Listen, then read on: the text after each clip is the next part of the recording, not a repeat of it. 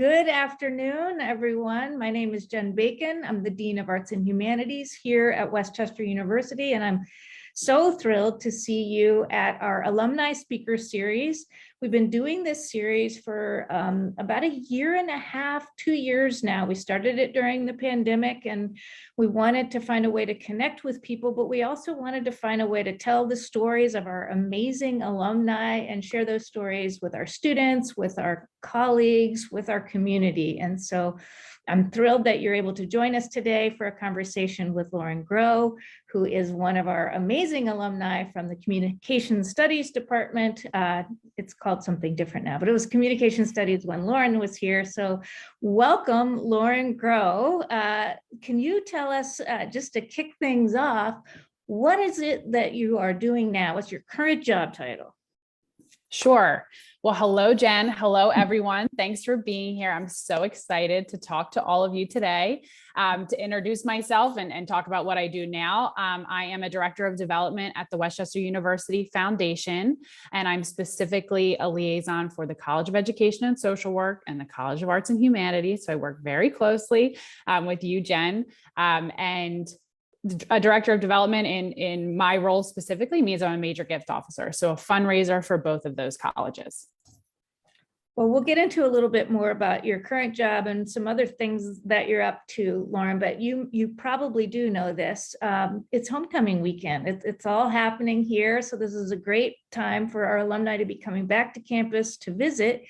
So it's a perfect time to be talking to our alumni through this speaker series. And when our alumni come back to campus, one of the things they really like to do is they like to reminisce about their time at West Chester. So I'm going to take us back in time just to tick here and ask you to think back to your time at West Chester a little bit. And yeah, tell us a little bit about your journey. What was your major? How did you get started? You know, what were some of your early West Chester experiences? Yeah, sure. I'm going back way in time now.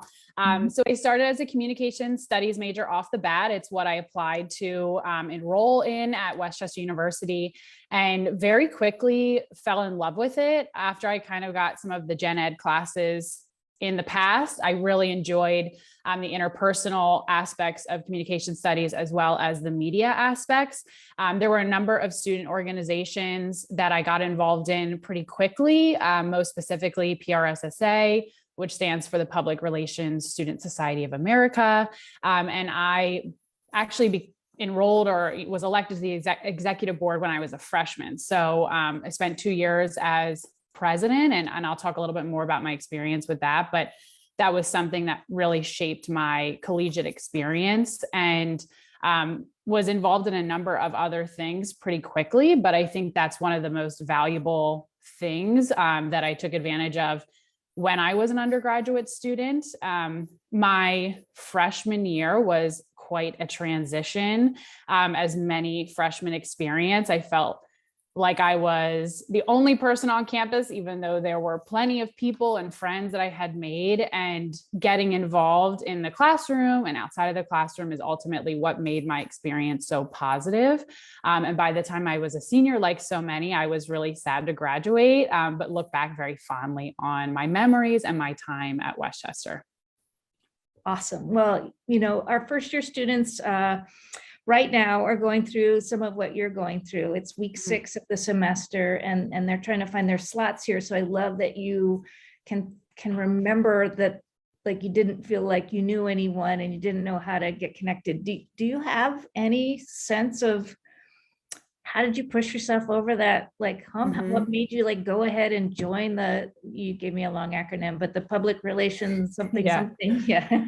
Yeah. And it's funny. I look back, and my friends and I still talk about this when we were fall semester freshmen, how we were all experiencing that transition at the same time. And I think actually talking to people about it was really helpful. And I think that's something that we all kind of bonded over. Some of even the people I lived in the dorm with too. I think everybody was experiencing that. So I think it's fine to admit that you're having challenges transitioning and utilizing resources if it's necessary on campus for you. But I think I hit a cross in the roads where it was Like I was going to make West Chester work. I was going to, fall in love eventually with the university and the program, or not. And I decided that I was going to push through, and I had gotten some wise advice to really get involved and take advantage of everything that there was on campus. And I think once I opened my eyes to the possibility and got outside of my comfort zone too, was when all of a sudden kind of the gates opened and I realized that being a student leader was possible,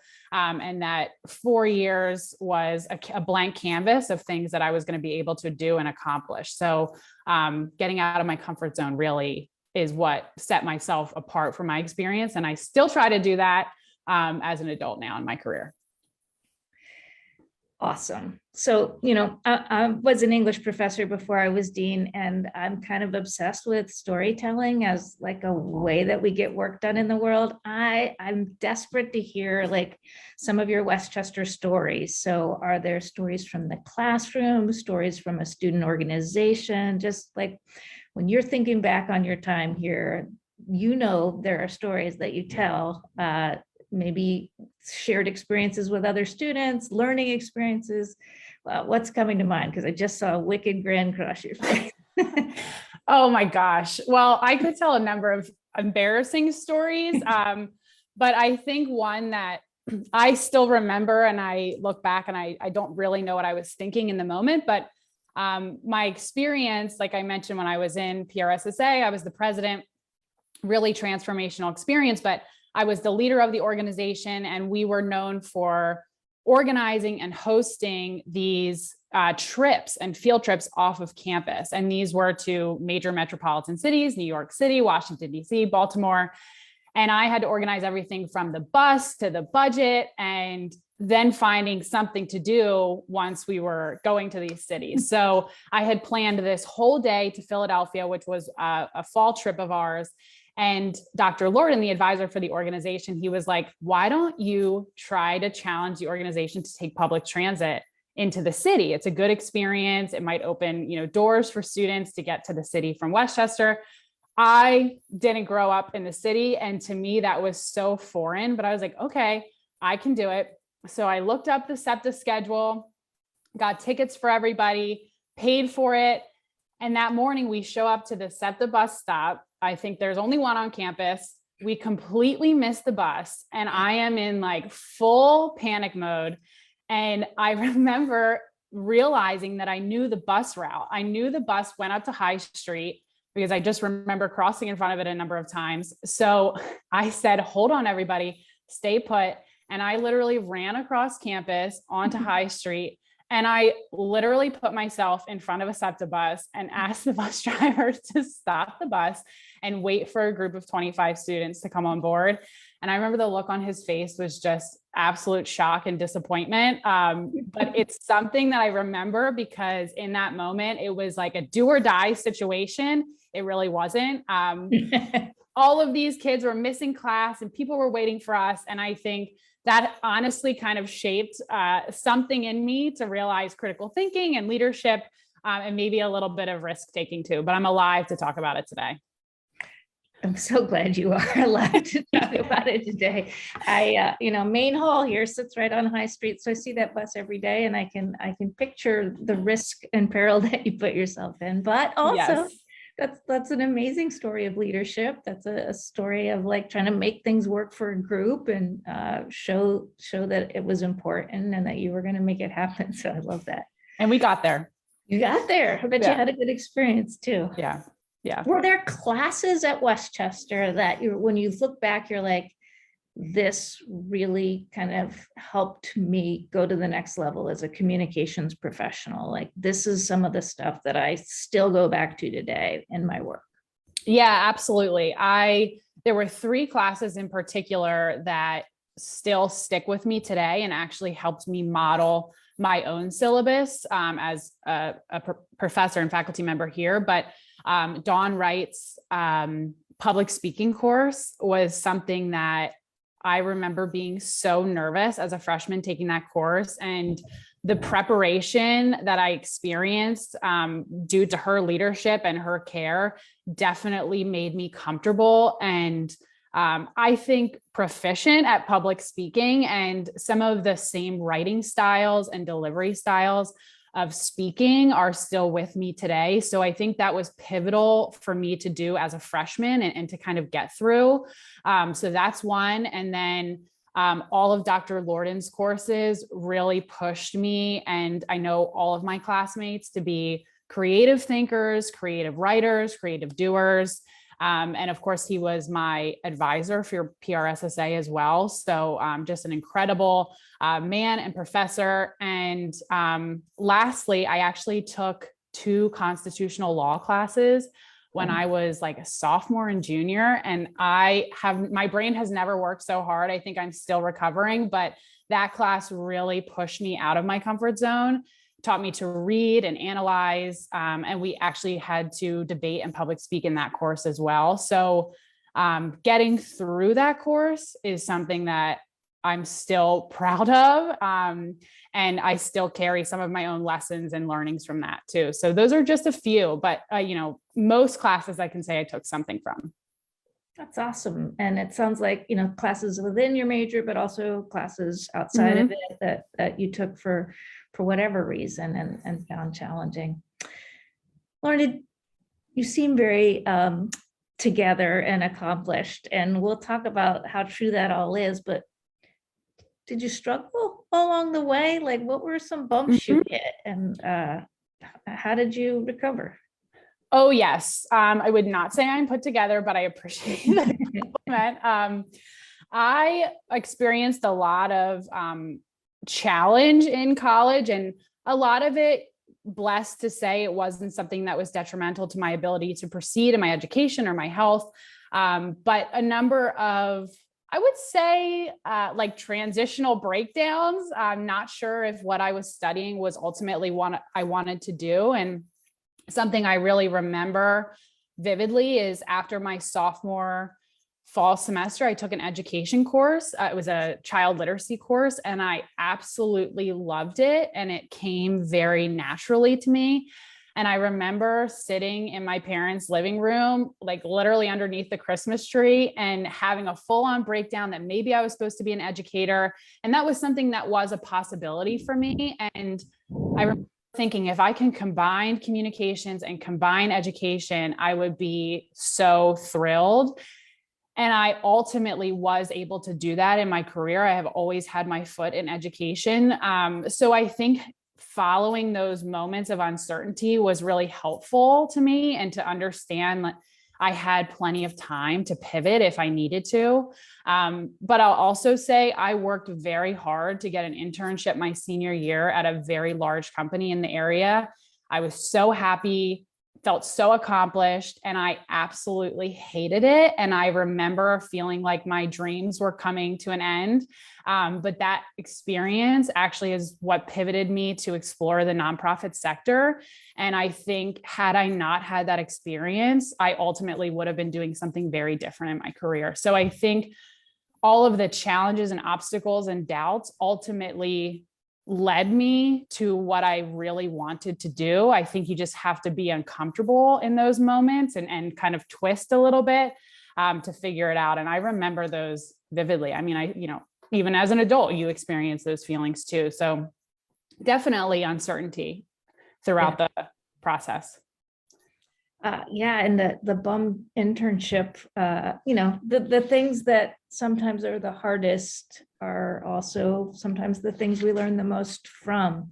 Absolutely. It's just occurring to me, like, we say this all the time to our students, that like the jobs of the future don't necessarily always line up perfectly with a major, and what you end up doing is going to be an amalgam of a lot of things. And so learning what it is that you love to do, what it is that you're good at, is more important than like, the specific major. But it just people ask me all the time, don't you miss teaching now that you're a dean? And my answer is like, I'm teaching every day. This is a teaching job, and you have a teaching job. And almost, so many jobs are teaching jobs, especially communication jobs, right? Yeah. So they maybe don't have that title, but they end up doing that work. So without naming the company or in other ways, doing any reputational damage, what made the internship so bad? Yeah, nothing with the internship was bad outside of what I was doing was just not fulfilling. I loved my manager. I was working on a magazine, so I was doing a ton of work that ended up being published nationwide. And that part was fun, but I would come home from work and I would be like, what did I just do and why? Like, why am I doing that? And I couldn't help but feel like I was just making somebody super rich with all of my hard work. And that is fine for so many people. And that's great. But for me, I just never felt comfortable doing it. And in college, you don't learn about the nonprofit sector, or you might have to seek those classes out. But I did end up doing a little bit of exploration of like, what is fulfilling work? What does that look like? And I remember that being a really transformational experience, which ultimately led me to accept an internship and job at Longwood Gardens, which I did that all at the same time. I was, hurting in my internship, but really actively applying a job. So it all ended up working out, but made me question the why of really what I was working towards. So maybe this is a great time to talk about Longwood Gardens then. Sounds like you found something there that was positive. Like, can you give us a little trajectory? So how did you sort of navigate I'm graduating and what's next? How do I? Yes. Oh my gosh. I remember those days. And so I had Longwood lined up in February of 2016, I guess. Which I was fortunate to know what I was doing. But I remember the judgment I experienced of taking a postgraduate internship and feeling like I should have still been applying. I should have still been seeking something out. And that was tough. That was tough pressure. But everyone was experiencing it at the same time. And I really did listen to some of my peers and, my parents and my family, in knowing that I had a long road of working. We have plenty of years until retirement. So I had time to figure it out and nothing was final. And I'm so glad that I ended up taking another learning experience after college in that internship, because it did lead to a job and it actually gave me the footing to then pursue my master's. And of course, a couple of years later, be in this role. So, I think being comfortable in the uncertainty was helpful, and kind of tuning out some of the pressure is really important too. Do you feel like that pressure came from inside you, or did you feel like it was coming from some other place?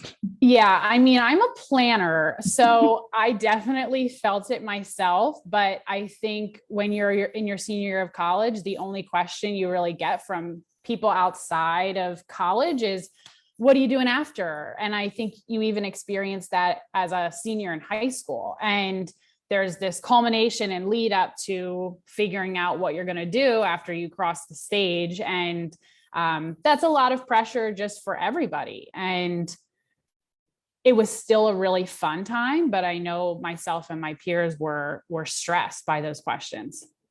Yeah, for sure. And I think a lot of our students feel that, right? They feel it right now, even in their first year, they're asking, like, it seems like a bunch of people know what they're going to do. And I don't know what I'm going to do. I try to remind them that the ones who say they know what they are going to do, at least half of them are going to change their minds. Right. Totally. It is a time for exploration. And that's why we try to make it as broad as we can to get people lots of exposures. So it sounds like after Longwood, the next thing you did was decide to go to grad school, or did I skip a step here? So I worked at Longwood for about a year and a half, and a mentor of mine actually encouraged me one day to look into my master's, but gave me the wise advice to try to do it while I was working, so that I was going to get two kinds of learning experience. And that was ultimately extremely valuable to me. So I got accepted to the University of Pennsylvania's Master's in Nonprofit Management program, and saw the tuition bill. This is a real life story. And I was like, that's not going to happen. What are some creative ways that I can still make this come true? And I ultimately applied for a number of full-time jobs at Penn, knowing that tuition reimbursement was available. And I started my master's program and my full-time job in the city at Penn, which was a pretty big transition for me, on the same day. And that day, August 21st, is still a memorable day in my life. But I feel like that was a full growth experience for me to try to do something different, commuting into the city, working downtown, but also working in a new environment, specifically in development, while going to class at night. And that was an intense 2+ years, but really, an incredible experience. I'm lucky to say I did it. Well, and incredibly strategic, right? Like Mhm. just that, figuring out that, okay, I'm not going to let this expensive thing get in the path that I'm on for myself. I have to go back though for just a second, because I don't think you worked at Longwood Gardens as an intern for a year and a half. Probably at some point that became a job, did it? Yeah. So I was doing a number of different roles as an intern. I was working in marketing and membership and communications and loving it. I mean, there's still no better place in my mind to work than Longwood Gardens. It's so beautiful. It was such a privilege to be there every day. And I had the opportunity to step up when a coworker of mine left the organization into a role that fit me like a glove. I absolutely loved what I was doing. And I look back on that time, and actually leaving was so challenging because I felt like I had kind of landed the dream job out of college, but this bigger opportunity and something that was a goal of mine ultimately to get my master's was awaiting me with this choice. And so I only worked there for a couple of months really in this role until I, left. And what was so great and about Longwood is my team really supported me and understood the decision-making too. And, I'm still in touch with a lot of those folks today. So really great experience. Awesome. And I know our listening audience and our students hear us say all the time that it is a common thing that if you get an internship and you're amazing as an intern, that that if a job opening comes up at a place that you're doing that intern, you're like a natural fit for that. So I want to make sure we get that in. Yeah, of course. So some folks who are going to hear this live or later are going to ask the question, development work. What the heck is development work? What does that look like? What was your initiation path into the world of development? Yes, development is something I'm still learning about myself. It's an industry and sector that, don't really talk about it a ton. But my first experience with development was actually my job at Penn.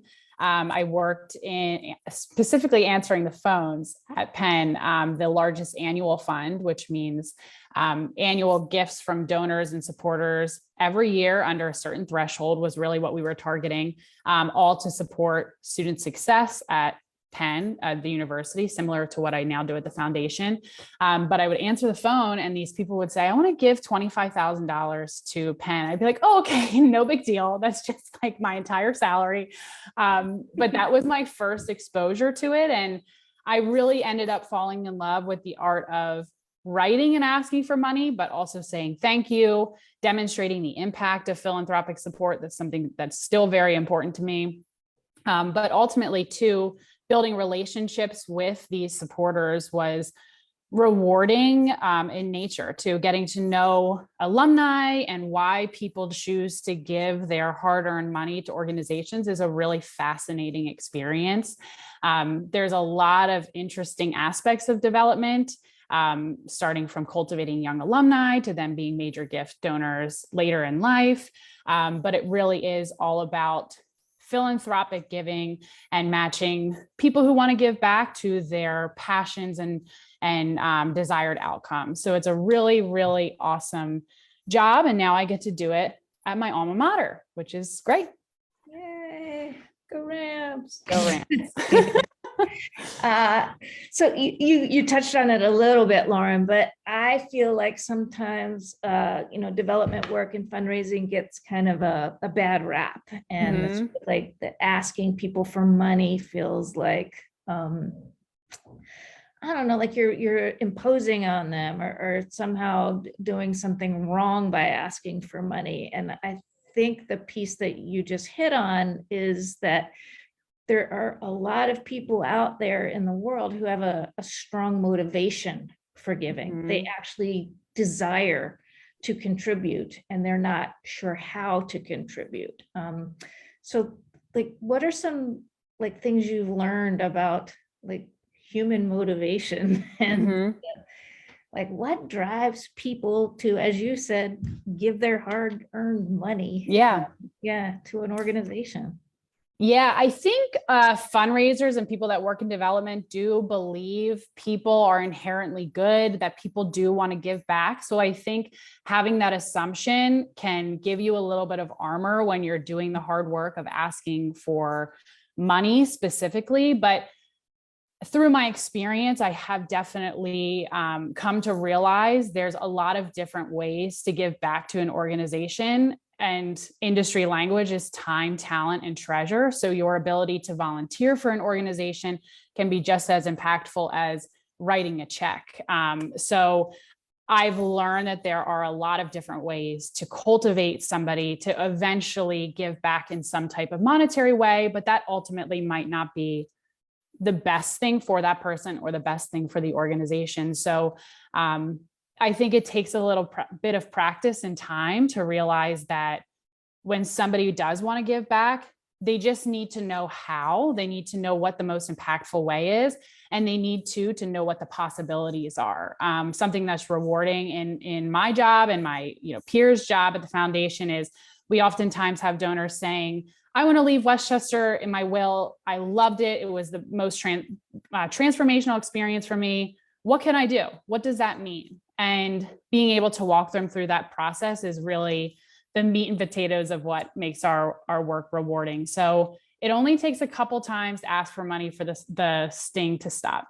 The sting. Can you talk about the talent? You said time, talent, and what was the third T? Treasure. Treasure. Oh yeah, your money, right. Talent. How do people give their talents as a way of sharing what they do? Do you have examples that you can think of from your time at any organization? Yeah, of course. I'll give a specific example in the lens of West Chester University. So a blend of time and talent really would be speaking at a class to a bunch of students, talking about what you do for a living, how you got there, and any tips or tricks that you might be able to provide is really sharing your talent with the world. And that's something that I know West Chester would love to see more of, is alum coming back and speaking to classes and sharing their talent. Another instance of that would really be if you're volunteering on a board, being able to offer your financial wisdom, or maybe you're a really strong administrative secretary or whatever that might be. So there are a host of different ways to give back philanthropically, even if you might not be able to write a check right now. And I would encourage any young alumni who are listening right now to try to get involved. So even as you were saying it, I'm like, so wait, you're doing this right now, right? You're literally like giving your talent back to us by giving your tips and tricks. What would you say to a student right now who's, maybe in their junior or senior year? What are some things they should be thinking about now, or that like lessons learned along the way that you're like, oh, I wish former me knew this one. Yeah. Oh, that's a good one. I would say it kind of goes back to what I talked about, getting out of your comfort zone. But I would say go to the events on campus that you might think are a little lame or people aren't going to be at, because you might actually meet people that end up being your friends for the rest of your life. Or maybe it's a networking opportunity that it might feel really uncomfortable to go put a blazer on and shake people's hands, but it could lead you to your next job. So just do and, say yes to things while you're on campus. Those experiences will stay with you for the rest of your life, as they have for me. And I would also say too, something that I did not do that I regret looking back was recording my experience in some way. So papers, projects, cool things that you do throughout the 4 years, put them in a file somewhere, print them out, and be able to talk about them when you go for a job, or maybe you do apply for your master's or some type of other experience, because all of it is really valuable and you can talk about all of it. It's just remembering it, because 4 years does go very quickly, and it's an overload of information and excitement. So really take the time to chronicle your experience and build a portfolio. Nice. Well, I have good news for you. You may not even know this, but West Chester now has implemented an electronic portfolio system. So every single student who starts here now gets introduced to an electronic portfolio in their first year, unless they're a transfer student, and then a little, their first year here. And they have to put some of their assignments in it in their first year to start building that portfolio. And the nice thing about it as an e-portfolio is they get to then control who has access to it, who can see it. And because it's a digital platform, they can also curate it in different ways. So there can be, this folder is for job searching, but this one is for, an art exhibit I'm trying to do. And it also allows them to save lots of different kinds of artifacts. So you're talking about, your resumes, your research papers, your projects, but they could be video things. They could, practice interviews. They could, they can put all kinds of things in there, which is kind of a neat thing. So I think what I hear you saying is put things in there. Yes. Is that the RAM plan that you're talking about? If it's called that, I don't know that it's called Okay. that. We just call it the Gen Ed portfolio. But, Okay. Yes. Any students listening, do that. Yeah, do that. There might be a way to connect it to your career development aspirations as well, though. So, putting it somewhere that you have access to means you can create it for. That's great. Yeah. So that's pretty fun. So you got your master's degree. Sorry, I'm going back to your life now. And I believe that something related to that has to do with how you came to be not just an amazing member of our foundation team, but a faculty member here at West Chester. Can you tell us a little bit about what you teach, but then back up to how'd that happen? Yeah, I'm still asking that question sometimes to myself, but when I graduated from my master's, I randomly submitted this form to become a teaching assistant, and I really didn't even know what that meant. So again, taking opportunities and rolling the dice a little bit can be helpful. But I applied and heard back that I would be in a teaching assistant for a philanthropy and fundraising course that I had actually taken when I was a master's student. And with an amazing professor, Eileen Heisman at Penn. And I actually was a teaching assistant for her for 4 years. So this is the first fall I won't be with her in the classroom. And I actually started TAing for a number of other courses. And that gave me really invaluable experience into what it was like to be a professor, to build a syllabus, to deal with the occasional student challenges. And I really feel like I learned from some of the best. So I have just been doing that. And randomly one day, it's not a glamorous story, but I did get a LinkedIn message from the chair of the marketing department at West Chester that a new course was being created. And he asked if I would consider exploring it. And of course I was like, sure, if you think I can do it, kind of thing. And I ultimately ended up joining as an adjunct professor in January of 2022. So this is only my second semester at West Chester, but I teach a marketing campaigns and special events course. And last semester I had about 40 students. I have 21 this semester, and really, really awesome and rewarding to be back in the classroom, specifically at my alma mater, but to watch growth happen and watch a lot of my senior students end up in the workforce is really an amazing experience. For sure. So like your tips of the trade are now showing up in your own job at the foundation, but also in the classroom. That's so cool.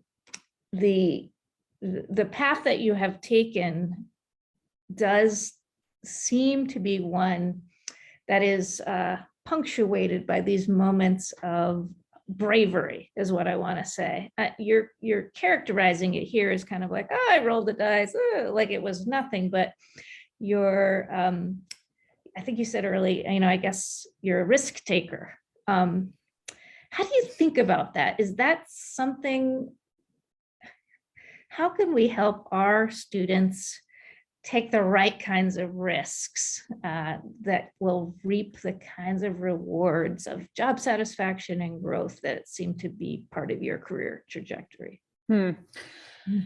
Yeah, I think I appreciate you calling it bravery. That sounds much better than what I said, rolling the dice. But I think during my college experience, really, and even into my master's, I gained enough confidence in myself. And I also failed enough to know that it's really easy to bounce back if something ultimately doesn't go the way that you plan.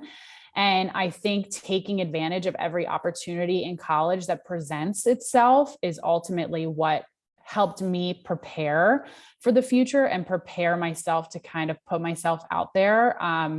And if I look back on all of my experiences that have been the most challenging but rewarding, they're oftentimes experiences that I raise my own hand for. I always like to think you really don't get anything in life that you don't ask for. And I think being able to know that and having the confidence to go for it is ultimately what has made the difference for me. And I hope I continue to kind of go for it, whatever that looks like in my life. So a combination of things, but I would say getting out of your comfort zone and also building confidence through those experiences. I can say interacting with you over the last 6 months that you're also like a super curious person. You ask a lot of questions. And I wonder, again, I don't know how you can groom curiosity, but I see it and I want to nurture it when I see it. And so have you always been a question asker, or is that something that like you learned how to do as a communications professional?